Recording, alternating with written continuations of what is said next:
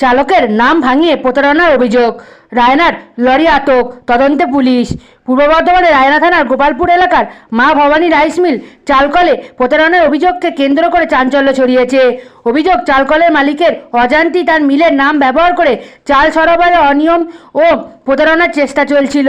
চালকল কর্তৃপক্ষের দাবি, গত 3রা জুলাই 2026 সন্ধ্যা প্রায় 7:30 নাগাদ বর্ধমানের একটি গদির মাধ্যমে WB25H8061 নম্বরে একটি লরি তাদের মিলে আসে। এই লরিতে মিলের জন্য 8 টন চাল সরবরাহ করার কথা ছিল, কিন্তু গাড়িটি পরীক্ষা করে দেখা যায় তাতে আগে থেকেই প্রায় 10 টন চাল বোঝাই রয়েছে। এই সময় চালকের মালিকের নজরে আসে গাড়িতে তার ব্র্যান্ডের কিশোর ভোগ নামের বস্তাবন্দি চাল লোড করা রয়েছে। বিষয়টি সন্দেহজনক মনে হওয়ায় তিনি গাড়ির চালক ও খালাসিকে ওই চাল কোথা থেকে লোড করা হয়েছে জানতে চান। অভিযোগ, তারা সন্তোষজনক উত্তর দিতে পারেননি এবং বিভ্রান্তিকর তথ্য দেন। এরপর 4 জুলাই বিকালে চালকল কর্তৃপক্ষ রায়না থানার লিখিত অভিযোগ দায়ের করে। অভিযোগের ভিত্তিতে পুলিশ লরিটির নম্বর ধরে তদন্ত শুরু করে। ঘটনাস্থলে পৌঁছে পুলিশ গাড়িটিকে থানায় নিয়ে যায় এবং চালক ও খালাসিকে আটক করে জিজ্ঞাসাবাদ শুরু করে।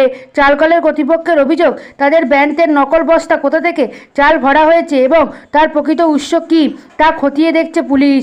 এই ঘটনার সঙ্গে জড়িতভাবে দ্রুত চিহ্নিত করে কঠোর আইন ব্যবস্থা নেওয়ার দাবি জানিয়েছে তারা।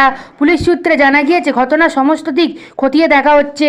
তদন্তের স্বার্থে চালের উৎস, বস্তার সততা ও সম্ভাব্য প্রতারণার চক্রের সঙ্গে কারা জড়িত তা খোঁজার কাজ চলছে। আপনারা দেখছেন বনশ্রী নিউজে।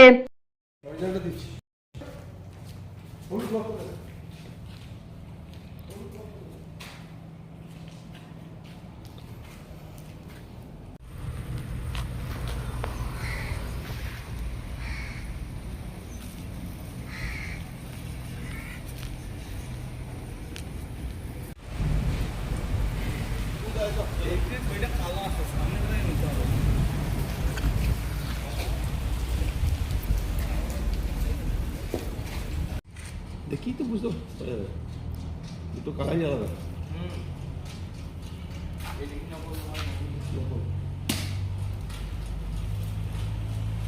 হলুদ আর একটা কমলা, তাই তো?